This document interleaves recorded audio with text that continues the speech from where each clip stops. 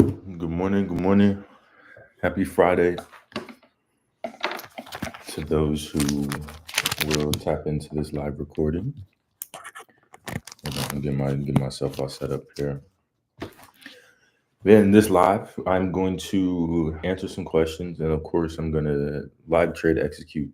Typically, I don't trade on Fridays, but I'm gonna be here and ready for any opportunities that may present themselves. And I think in the past, I was much more unwilling to trade on Fridays for a longer period of time, just due to the manipulation. However, given the development I feel like I've made, and the discernment, hope you can hear me, and the discernment um, that I'm able to execute with in the market is proper. So I'm feeling confident. Hold on, I'm gonna see if I can get my. Nope, don't want to end the stream. Make sure that my microphone is plugged in so the audio sounds nice and crispy. I hope everybody's doing fantastic. Today's Friday, July 18th. It's currently 7:03 a.m. This week was my first week trading on my futures funded account, trading a Top Step $50,000 funded account. I've had some pretty good success up to this point. I haven't executed a crap ton on it.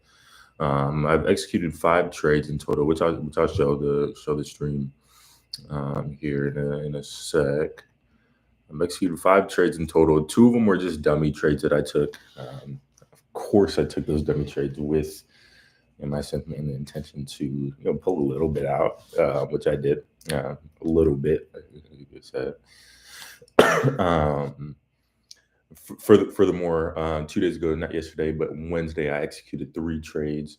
That was kind of my one day where I had some opportunities to fall in my lap, was able to capitalize, take advantage.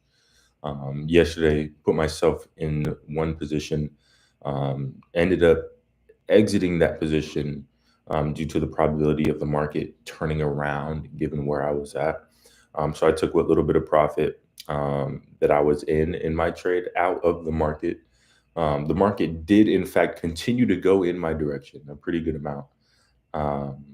But hey, that's trading. That's us understanding our risk. That's us, excuse me, us understanding our risk and us being perfectly okay with whatever outcome happens. Why the frick can't I find, I have access to this feature? Okay, I hope it's okay. If if I get done with this live and realize there's been no audio, I'll be pretty upset. But I don't think my microphone's plugged in. Or it's plugged in, but I can't find on here in the live setting where I can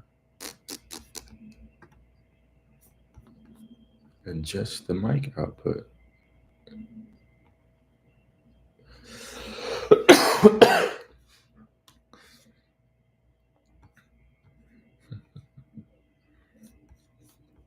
Okay, whatever.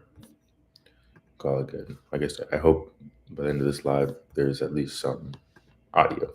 Or I'll be very upset. Okay, let's share my screen here. I'm gonna pull up my features funded.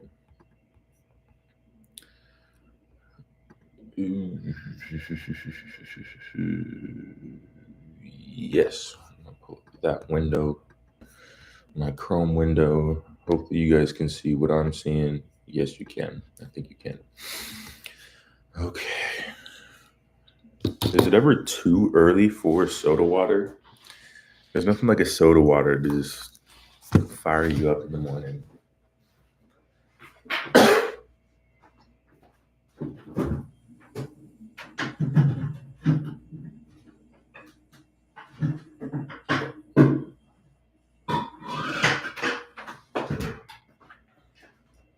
Mini fridge in the office was definitely the best idea that I made. There in my little office right now.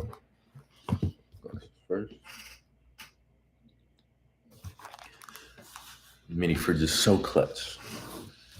I've been on these water blues. Never too early for a nice crispy beverage. All right. So let's take a quick look. This is my features funded Top Step X. I believe Top Step just moved everybody to their Top Step X platform. Previously, I believe the funded accounts were integrated with TradingView, so you'd execute the trades on TradingView. We're now, and I really like this Top Step X. The Top Step X is kind of freaking clean. A few features that I think that are really cool, and I think anybody in the game will kind of appreciate some of these things. My positions are easy enough to read, right? That's you'll see that on most funded platforms. But I really like this journaling function, and I haven't used it yet. I just noticed it yesterday, actually, and so I'll be able to, type in a journal entry right on the position and in the platform, right? I think what can make journaling and logging so frankly annoying, Marcus and I think we both kind of said the same thing. It's very annoying to do. There's a lot of resistance when it comes to doing it.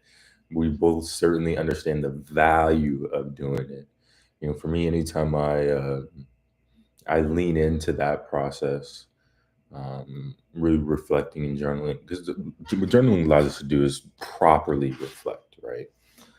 I think without the action of journaling, like, we can get some reflection. We still get given, like, we're intentional about it in some way, but a lot of the times, our brains just kind of move on to the next thing, right?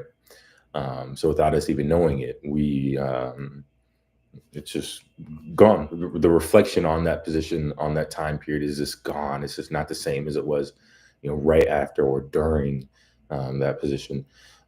So I'm going to start using this. This is going to be my journaling safe house, safekeeping right here in the platform. And at least all my other trades that I make on this account, I'll log them here. So I thought that was really cool. But yeah, functions very similar to TradingView. Like what I've seen, Trade Locker is another platform that's very similar to this. Trade Locker was a platform that the broker that I use had moved to, integrated with. So I got some experience in that platform. It had little funky issues early on. I think their team on the back end kind of started to figure some things out and make it much more easier for us. Okay. So anybody that's brand new, I was just talking with an old buddy of mine, old teammate of mine the other day. We're just talking about trading and the financial markets, kind of picking each other's brain. But I told him, he's new to the space, and I'll say the hardest part about trading early on is literally just trying to figure out how to move, scale, and stretch your chart in a fluid way. I remember it being so frustrating, like early on, to the point where I was like, okay, this is I don't know if I can do this. Like, this is too technical, too techy. And I'm kind of laughing at those thoughts because it is so rudimentary. Those are so, what's the word I'm looking for? Can't find it, so I'll keep buzzing. It might come back to me, but issues that it's an issue that you get over pretty quick. So you get over it pretty quick. But I just want to throw that out there. So when you guys get on you new guys getting on your TradingView, getting on your funded account, I won't never recommend beginners, to trade a funded account, because you'll just give your money away unless your hand is being held very closely. Us in our Bloom platform, our platform is designed to at least pave a linear path for you to get to profitability. However, we can't hold your hand as you learn. So, like I said, well, no, I'll never recommend any beginner to trade on a funded account. And again, the most frustrating thing early on is just figuring out how to scale this thing. So again, for you new guys, figure out how to scale. On quick little debrief on that. On the right side on these numbers, you see 3352, 3348. If you just click down, keep your finger pressed down, and you see if you slide up, it stretches it up. If you slide it down, it squeezes it. You can make it as flat as you want by just pushing, clicking, it's going down. You can zoom in if you'd like by clicking and moving upwards. So for me, I'm on a MacBook. So for me to stretch this way, to stretch laterally, to stretch it, I take 2 fingers and I move them down on my touchpad. 2 fingers down on my touchpad, you can see that. And to squeeze it laterally, I take 2 fingers and move it up on my touchpad. And so with this, being able to have just a good view of the market is so important. And as you click between time frames, okay, whoa, I was just looking at the 5-minute, now I'm looking at the daily. This looks so different. What the heck? Just figure out your scale. And I always say, if you're confused at what's going on, zoom out, take a step back, literally zoom out from the candlesticks, get as far as possible. Okay, now we can. Okay, now we can get some context. Now we can start to zoom in a little bit. Okay, I'm gaining an understanding. Zoom in a little bit. Okay, cool. So anytime you're in trouble there, just freaking zoom out. Okay. I think that's enough debrief there. So I'm looking for on gold. I'm looking for a push downwards. We've had really encouraging data, continuing today from our US dollar. So I'm going to be watching my DXY, which is my US dollar, to see if we get some bullish push from the US dollar. There has been, through late last night, and through this morning session, dollar has been bearish up until this last hour. This last hour or so, it's been trying to fight back. Now that some areas of inefficiency have been completely filled, again, which is just one of the most astonishing concepts.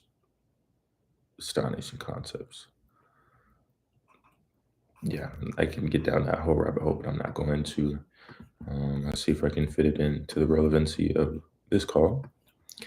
All right, yeah. So what I want to see as simply as I can, dollar, and this dollar is at a decision-making level in itself.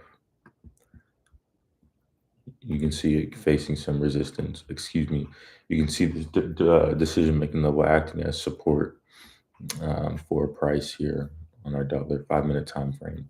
I want to see that continue to push up, and it looks like we have the room to do so. You see buyers volume coming in on our MACD, and our signal line on our MACD starting to trend upwards to the bullish side. So why am I looking at the dollar? Because if the dollar is going up, that means gold is going down, as simply as I can state it. And I almost like this entry here, but I don't have full confirmation yet. I'm really going to exercise my patience here because I want to enter. What I'm looking for, so I have good sellers volume on my MACD here. signified by bright red, strong bearish volume. Cool. That confirmation has come in. Excuse me. As I look upward, this is when I'm going to start looking at my cloud, right? If I'm looking for a bearish position, bearish, think red, think sell. I need my red bearish cloud to start to form here. You can see currently I have a blue bullish cloud.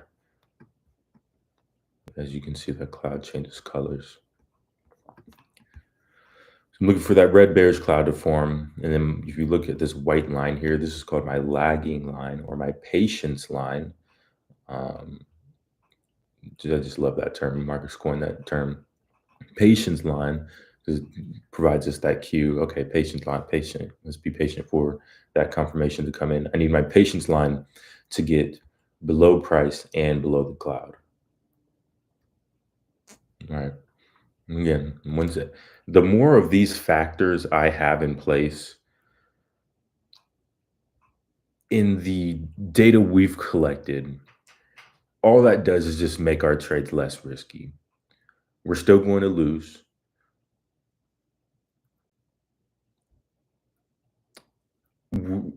We're still going to lose, yes. Can I win if I enter a trade and not every single one of those things is in place? Yes, certainly. But again, it's the risk that we're talking about. We're assessing the amount of risk that is involved in any given position. So again, I'll state, if any of those things that I mentioned aren't in place, like I could enter right now, I could enter right now and still exercise good risk management and profit preservation protocols if I get into profit. And it could end up being a fantastic trade for me. And it could not be, right? And the odds of it not being are higher given I don't have all my confirmations in. And I just want to help us frame how we perceive the decisions that we make, right? Because I do a good job of not looking at decisions that I make as good or bad. They just are. Where I'll get upset with myself if I reflect and I say to myself, okay, were you not intentional about that movement?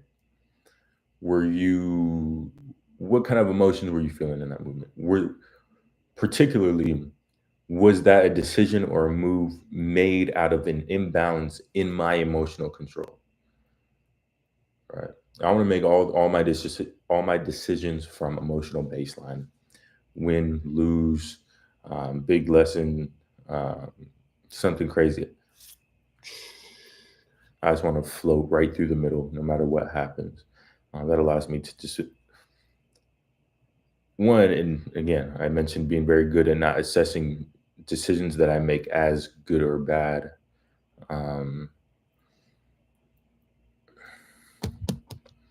Which is so important, so important. I lost what I was going to say, but I'll keep pushing on. If we make a decision and it doesn't work out for us, it's very easy to get discouraged. It's very easy to think, okay, you have to go back to the drawing book, figure out a new strategy. No, there's a million and one different strategies. It's more important you being consistent to one strategy, no matter what it is, than you finding that perfect strategy. Yes, some strategies will work better for some people, just given how they process information. Yeah, it's a subjective thing as far as strategy goes. The strategy that we implement in understanding that fact, right? We focus on making as highly informed decisions as possible, having a high understanding of how the market moves, so who the big players are, who's involved, why the market moves, so those big institutions, what are they doing that makes the market move? What is the government doing that's making the market move? What geopolitical events are making the market move? So how is the market moving? Why is the market moving? Okay. That will tell us what direction the market is moving. And for us, as you saw, I was looking earlier at the DXY. I don't think I've shown you guys the DXY on this live. Not super relevant, but we we are in the belief with the data to show it that if you have a very high understanding of how and why the market moves, how the macroeconomics make the market move, so you understand the fundamentals. Here I'm talking about the fundamentals. Um, we can then make very, very educated decisions, especially if we have a good strategy on top of that. So that's our whole goal and intention, right? It's to understand which direction the market's moving. My computer unplugged. Understand which direction the market's moving. And I'll be specific, actually. I want to understand what direction the US dollar is moving, by and large. We can just frame that for simplicity's sake. There's other things, but I want to understand which direction the market is. I want to understand which direction the US dollar is moving, particularly as trading um, heavy risk on, risk off assets like gold, UJ, um, but us being involved in the currency markets and the commodities markets. Um,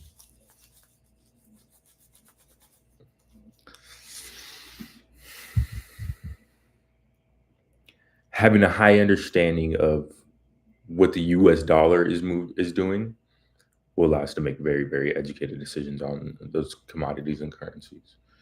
Um, when I was talking about what I was looking for on gold, first I looked at what? I looked at the dollar. Why? So if I understand what direction the dollar is really going, right? Because at any given time, the dollar can be moving in the opposite direction of where we intended to go based on the data, right? That's what we focus on, not the intraday, swings and everything like that. We focus on what it's actually doing amidst all the noise and the articles that come out, yada yada yada yada.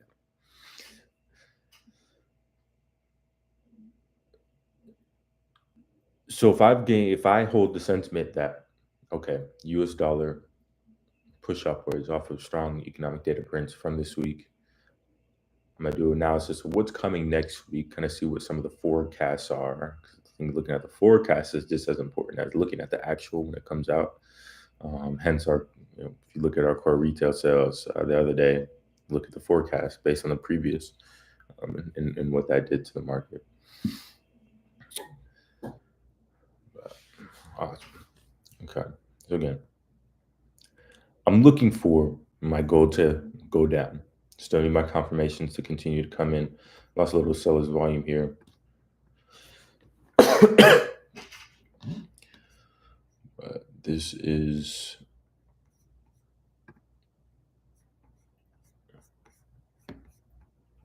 man, I really hope my audio's on.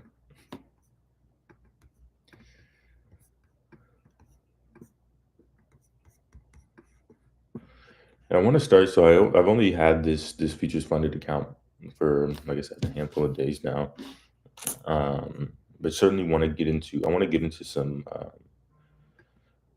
M and Q. Some M and Q would be fire to get into. Some micro Nasdaq. Ooh, super clean move from that actually. Look at that, super clean move. Let's see, filled area of imbalance. Let's see, get all the way down to that second one. Not quite. Got a little imbalance to fill down here. I'm not going to get into this today. It's tempting, but I'm not going to get into this today. I need to do more research. And just the movement of this. Let's zoom out a little bit. Okay, so it's obviously at all-time highs. which I love because anytime we're at an all-time high, correction happens anytime we're at an all-time high. But again, you can't just hold on to that because is this the all-time high? Is it going to keep pushing up? That's when it comes on our discernment, our resources. Ooh, okay, hold on. I'm gonna have to take some notes here. This MNQ is just too clean. Really clean movement I'm seeing through this price structure.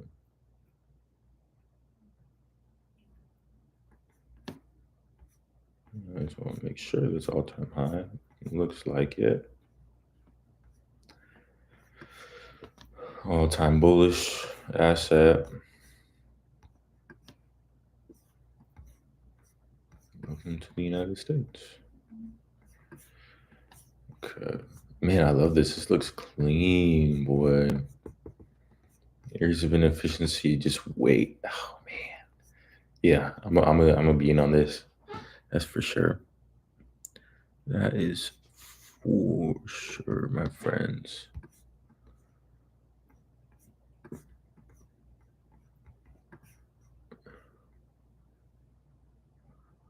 It's good. That's good. Oh man, that's gonna get taken out so clean. That little guy right here. What I'm looking for is gaps in price.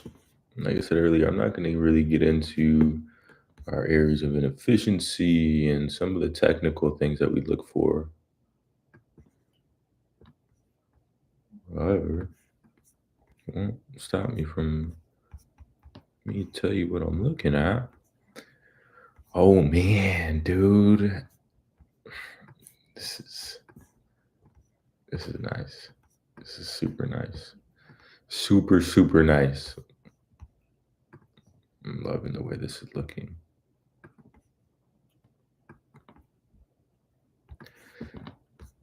See, I love these areas, right? These areas of inefficiency. Why do I love them? I love them because they give me the target areas of the market.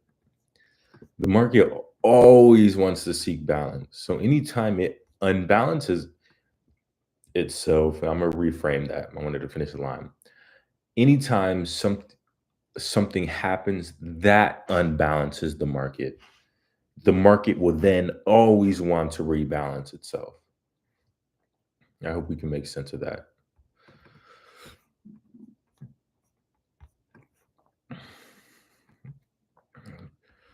And those areas of imbalance, I said, since the market always wants to balance itself, they become target areas for us.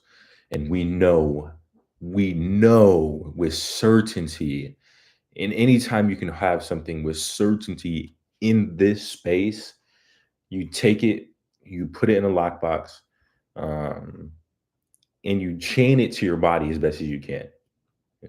I hope that's not too much. I hope it's not too much.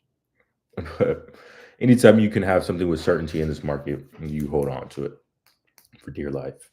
And me understanding that it's a certainty that these boxes, everything you see here, in time will be filled almost perfectly. So the first time price comes down, and I'm gonna mark this. It's 7:31, July 18th. In about a month, we're gonna come back here because at that point these should be filled, and maybe it won't even take that long. 18.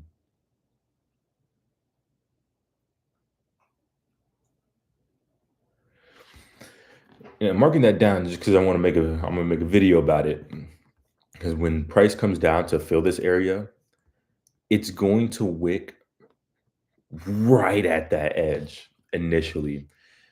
And then it's gonna pull back a little bit, and then it might continue down or continue, kind of reject the area or whatever. But the precision of these areas is absolutely fascinating. And when price comes down to here, it's gonna the first time it wants to fill that area, that wick's gonna bam touch right here, and then it might relax, release for a second. And it could continue to push down, consolidate, or reverse on you from there. But these areas are really important technically for us to understand.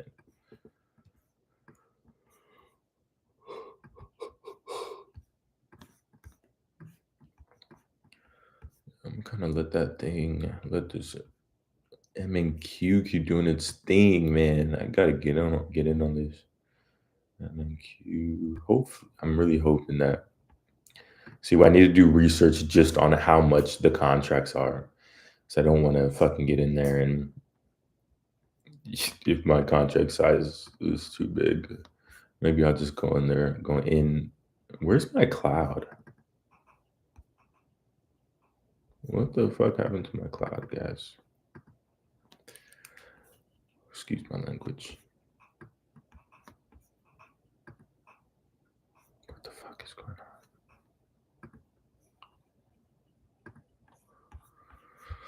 on? Okay. It's so annoying. It's so annoying. Why did it do that? Oh, wait. Load a layout. No, I literally saved my chart. Okay, whatever. I gotta save this one. It's only annoying because now I have to go in and recustomize all my stuff, which takes absolutely no longer than 60 seconds. So I am being dramatic. Leave me alone. Okay, this is the cloud conversion line. I like my conversion line thick. Baseline, I'm gonna take out the baseline, lagging line. I want it white. It'll add a thickness there.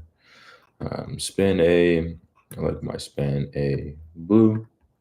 Span B, I like my span B red. Okay, blue, red, money. I might, oops. I want that a little bit thicker. How did that turn out? Just so we have some variability in the blue there. Okay. Now, MACD. Okay. Again, the most annoying part about trading early on is you figuring out how to just do this, like the stuff I'm doing now, really quickly. It is frustrating. So I'm sorry that you'll have to kind of go through that, but you got it. I believe in you. I believe. I think that's how I had it. I like that. I'm like yellow. The blue yellow contrast is sweet. MNQ, talk to me. Kind of like the inverse VXT here. Like I said, I just need to do more research on the MNQ in terms of the contracts. Because without me knowing that for sure, even if I just do one contract, yeah, my risk is too high. Even then, for me, just for me. Everybody's risk is different, but me not having the knowledge of, okay, how much is one contract point worth? How much is a point worth per contract, right? I'm still trying to figure out the futures lingo. I apologize, but I'll get it figured out. This MNQ, man, I'm gonna be watching this. I probably won't get in on it this week. Today's Friday, so market will close today. It'll be closed through the weekend, obviously, because we have these target areas, right? And oh, Nelly, I love them so much. Actually, see it.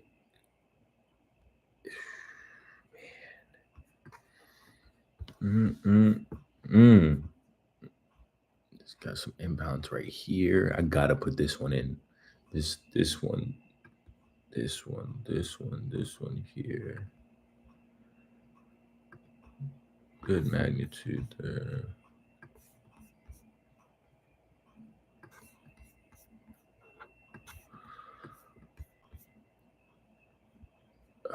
I love that target area.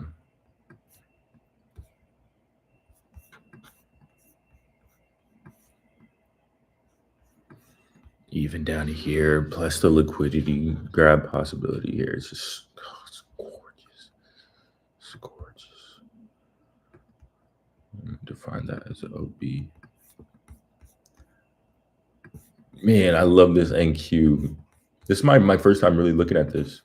I peeked at it the other day when I was asking Marcus, because he's been working with his top step features before I did. So he's a little bit more familiar with its workings and what assets you can mess around with. He's like, yeah, MNQ, micro NASDAQ. I was like, bet. Let's see what it's talking about. It's talking something so sweet in my ear that I don't know. I just might have to form a relationship with it, not in a weird way, and just in a way where it will pay me money. Yeah, it sounds like a good platonic relationship there. All right, guys, I'm gonna hop off here in about 2 minutes. I got a steady closing bar tonight. I gotta leave work. I think I'm at 5 o'clock, so I gotta drive through traffic, get to the other side of town for work. Morgan Wallen tonight. Gonna be a busy one. The busiest concerts are always country concerts, guys. If anybody was curious about that fact, just fun. It'll be a good weekend to work. I think he's a 2-nighter too. I believe both. He's doing both at the Cardinals at State Farm. I know some artists would do like one down there, then one in downtown Phoenix.